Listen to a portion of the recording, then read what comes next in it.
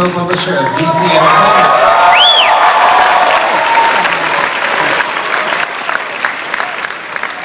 There we go. Next is Mr. Kevin Conroy, the voice. Whoa!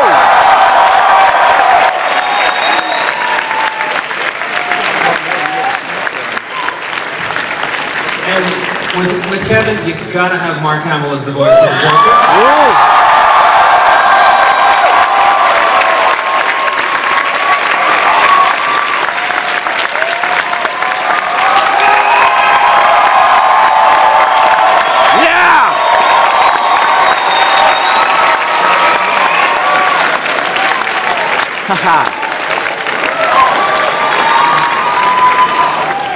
And I am very proud to announce a new member of the family up here on the stage. We will be announcing that Talia al Ghul will be not only in Arkham City, but she's going to be voiced by Ms. Stana Kotick.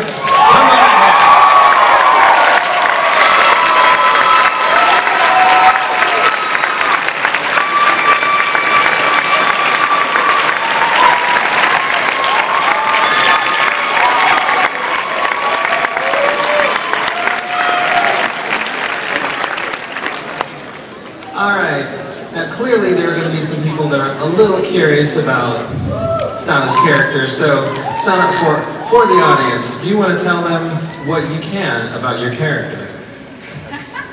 I'm playing Talia al Ghul. Give them a little bit more.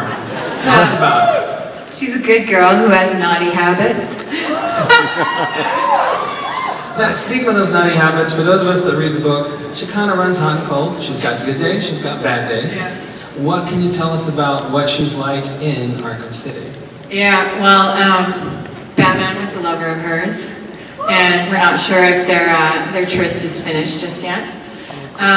She has kind of questionable loyalties. You never know if she's on the good side or the bad side throughout the story. And that makes it really fun to play and keeps the mystery going.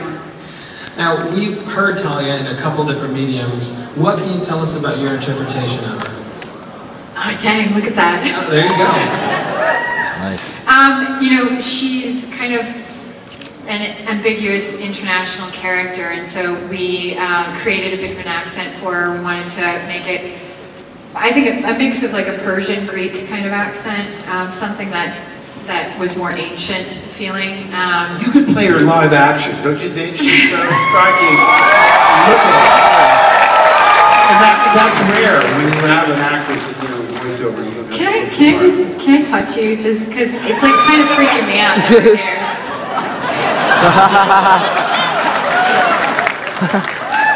Yes, I'm old. They're also awesome. Alright, so realistically speaking, if you told us anything else about your character or the game, there are these people that are off stage. Yeah. That would come grab you. Any final thoughts before we dive in? She's just kick-ass, man. I love this chick. I think she rocks. I hope you guys have a really good time with her in your story. Hells yeah. Now moving on, Mr. Lee. You are on the hook right now. What? So you're on the hook right now for some answers. All right. All right, so tell us, what's DC Entertainment doing to really sync up with this game? Yeah, obviously the first game was a huge breakout success. This time we wanted to really come out with guns blazing and support this game. So we actually have a print comic book that's coming out. It's we're up to the 4th issue of 5 issues. And then we have digital comics that's sort of interstitials in between those print chapters that are coming out for mobile devices and whatnot. Basically, the storyline was written by Paul here, and it really connects the first game to the Arkham City, and it really features a lot of backstory and interstitial material.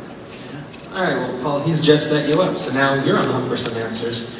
Well, you know, in coming up with the story for Arkham City, for the comic book series, we realized we had a golden opportunity to sort of expand the mythology between the two games, because we were going from Arkham Asylum on a terrible night to the creation of basically half the city is now a prison.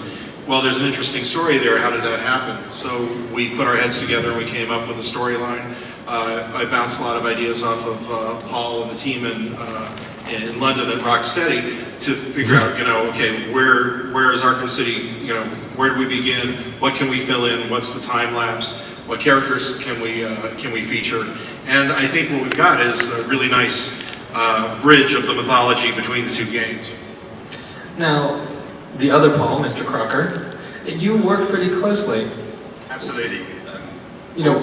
Go ahead and fill us in how involved you were, because I think people might be surprised to know that you've actually got quite a hand in this. Yeah, I mean, Paul came over at the beginning of the project. I think we had a week of brainstorming. We did the same on the first project. Right. And then pretty much every week, people are talking, ideas go backwards and forth. And everyone at Rocksteady is just so excited to be working on Batman. The ideas just keep flowing, and it's great to have Paul as well to help us. Yeah, it's not like I go off somewhere and write a script and it just gets animated. There's a lot of exchange of ideas.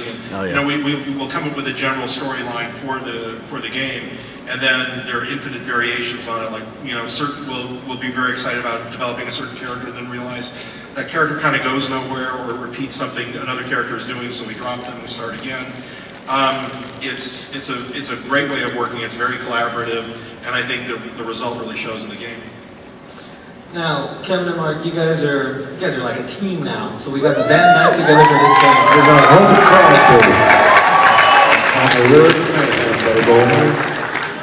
Hope and Crosby, that's what we are. That's what we are.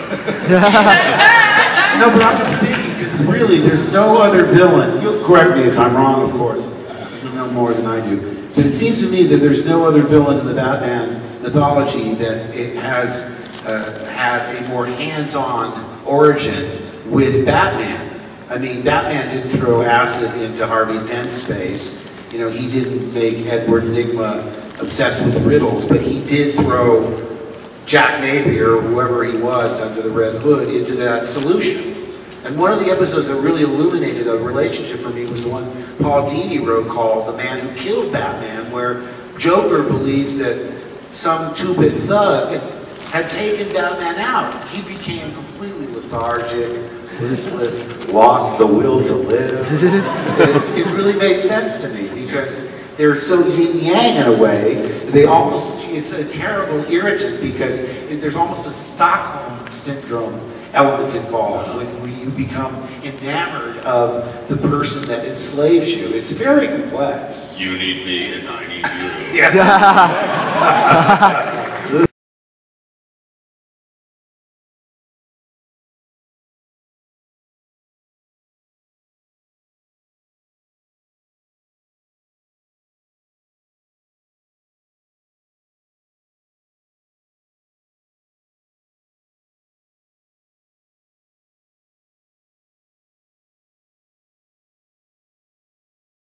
To me, I just had so much fun that when I had the opportunity, to tell you the truth, when the animated series came to an end, I thought, after all those years of doing the one that was under the auspices of standards and practices, because I get letters saying, why don't you kill more people? And you have to remind them, it's a cartoon for children. You can't kidnap, you can't, there's all the no-nos.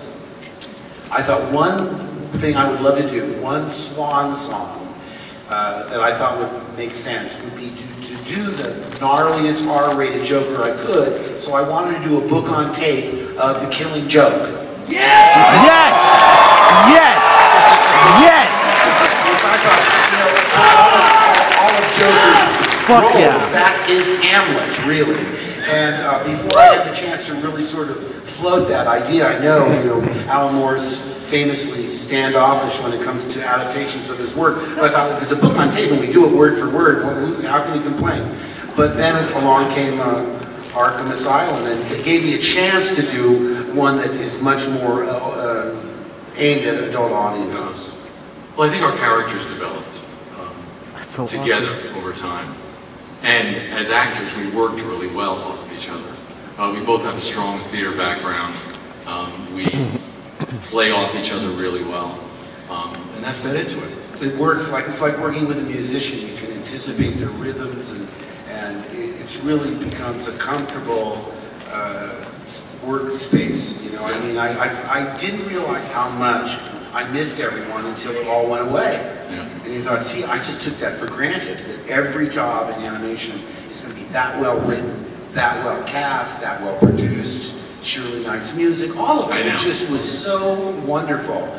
And then, of course, you realize that not everything can be up at that level. And it was the first show that I had done. It was the first animated character I'd been a part of.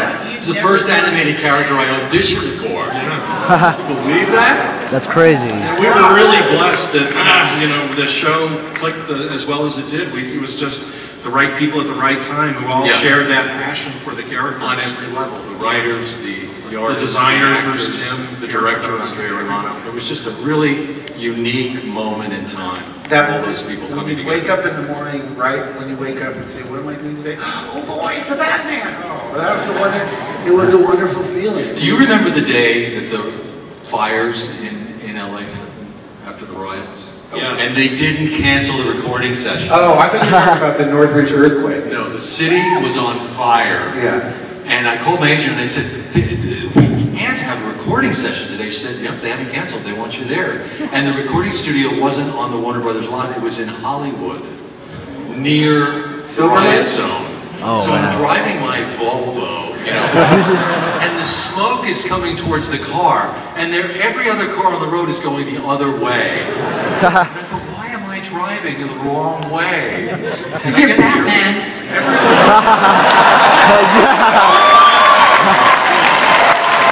Nice. Nice. I am vengeance. I am the night. I am Batman. Yes! I drive down the wrong way on one-way streets. I remember that day because we were doing the recording, and I lived about a half-mile away from Arlene Sorkin, and we would sometimes go to the sessions together. And as we were coming back, I was going to drop her. She had a business meeting later that day. And as we were coming back through Hollywood, we just saw this guy passing in front of us, pushing one shopping cart full of sneakers and pulling another one. And people were running back and forth with property out of different windows. And she just looked at me and said, "Drive faster."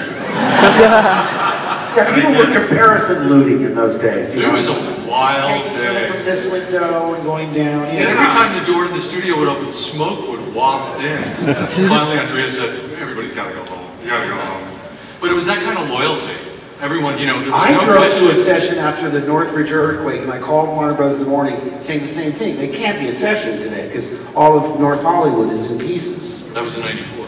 Yeah. Yeah. They said, no, as far as we know, you're still doing it. It's when we were doing it in that studio that was like in Silver Lake or something. Yeah. So I said, are you positive? Because I mean, if I'm going to get there at 2, I better leave now. It was like 10:30. I left at 11, got there at 3:15, and when I got there, so it was already an hour and 15 minutes, 2 hours.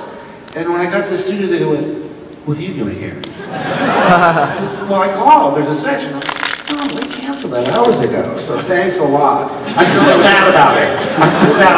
11 years later, I still hold a grudge. Well, I remember when they had the horrible fire out at Big Rock. It was right around Thanksgiving, and I had called you to make sure that you were okay, and you had evacuated. And the next day, I'm watching the news, and I see you standing in the ruins of a house, and I'm going like, "Oh, Mark, it's collection, everything, you lost everything." And it's like, my poor neighbor here lost everything. Your house was okay. It skipped over you, but I guess We were in the hotel. We figured, well, wait a second. If we get a ride with the news van, we can get past police lines. So that was the trade. They said, okay, you can get a ride in, but my editor said, if your house was burned to the ground, we want footage of you warning your house. So you were warning the neighbors. So I went and did it, and luckily we were spared. But it was a terrible feeling. We went back to the hotel, and a lot of my neighbors were saying, "Did our house make it?" And if I knew it had, I would say, "Yeah, you made it." And if I knew that it hadn't, I would say, "I don't remember." I mean, I'm not sure. I never told anybody, "Yeah, it's burned to the ground." All right, so the chemistry we're seeing up here clearly lends itself. Disaster, city and disaster, everything. Yeah, remember that fire and I called you at your house? These are good stories for you guys. I remember the day. So what you're saying is there's awesome outtakes to this game, right? Yes. There better be. Or pause to destroy them all. We truncate them, though. You do, all right. Yeah. Now, how did you guys keep